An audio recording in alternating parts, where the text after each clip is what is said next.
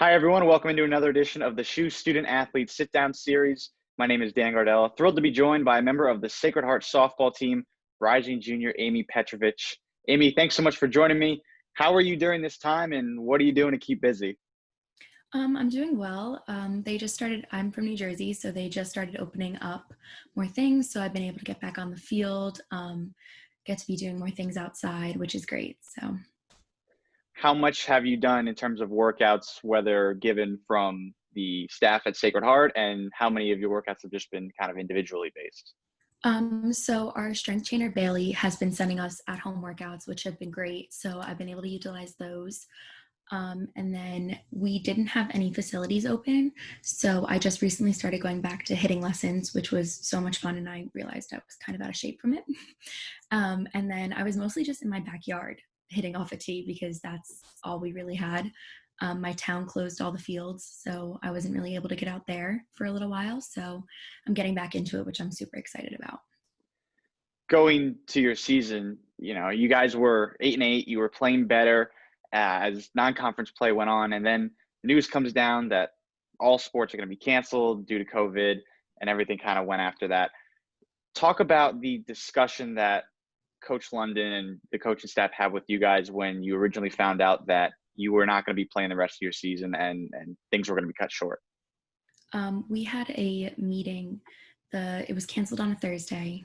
On Friday, we had a meeting with the coaching staff, with our athletic trainer and our strength trainer, and it was a really emotional day because we just felt so awful for our seniors and our grad students that weren't going to be able to play their last year. Um, we knew that we had come so far from our beginning of the season, and we were really hopeful. We were really excited, and we were itching to get down to North Carolina. We were so happy. And then we got the news. So it was really sad. And I honestly think it kind of fired us up because I think this coming year we're going to come out knowing that not everything's guaranteed. So we're going to be that much more hungry to win. And early in the season, I mean, you were producing at a high level, 3 homers, 13 RBIs. How do you find that silver lining when you were playing so well and performing so well through the first 16 games of the year? You don't get to play the rest of the season, and now you get to kind of look forward to producing next season. I think it was hard just knowing that like I'm lucky that I get 2 more years. And I know that so many other people don't, from all across the country. And I think like being able to kind of realize that I get that and they don't kind of made me kind of like hopeful in that sense. But I just think I was so excited that we were in the beginning, we weren't doing so well. And then we picked up, and we had most of our runs were scored on home runs, which was crazy. And everyone was we were having a lot of fun while doing it. So I think that's kind of what is going to drive our next season.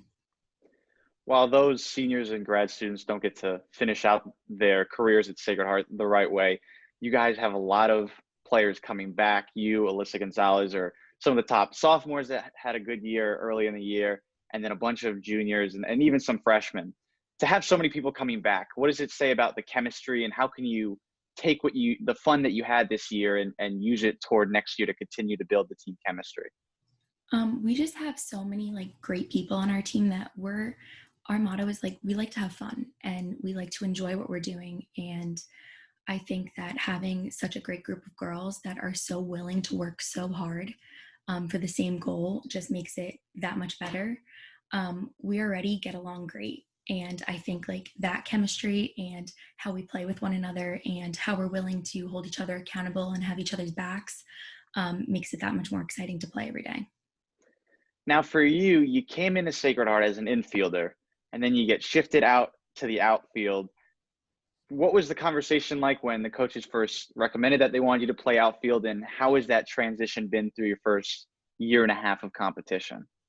It was, I think I knew coming in that I was not, we had Fallon Bovino, who was a fifth year playing first base. So I knew that that was not going to be my place.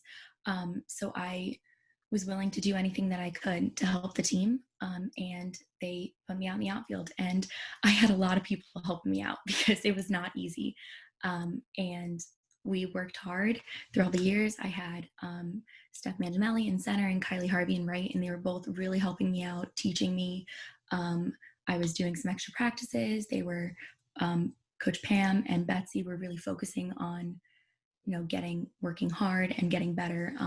So it was an adjustment, but it was a lot of fun. And I really love it out there now. So What was the biggest adjustment during that whole time of kind of learning the outfield?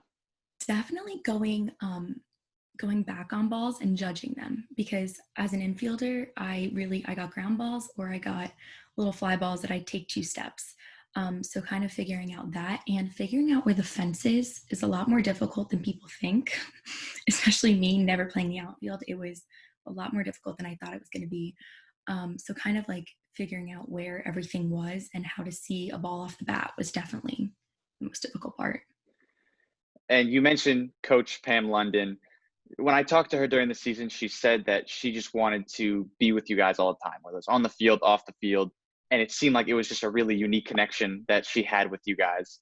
To have your head coach want to be with you all the time and have that connection with you guys, how much better does it make the team? It makes you just know that everyone that is there wants to be there all the time, and it honestly adds such like there's such like a love and family aspect to our team, which is, I feel like it's so rare to have that, where every single person on the team like loves and respects one another, and we all want to be there for each other. And having our coaches join in with our players in that, it just makes it so much more fun. Like, that at the end of the day, if you ever need something, you can either go to Pam or Betsy, and that they're going to be there for you 100% of the time. And it just makes it so great to know that you have those people and your teammates always there for you. So I really think it makes it special. Awesome. Well, Amy, thanks so much for joining me. Best of luck in your off-season training as New Jersey continues to open up, and can't wait to see you on the field in 2021. Yes, thank you for having me.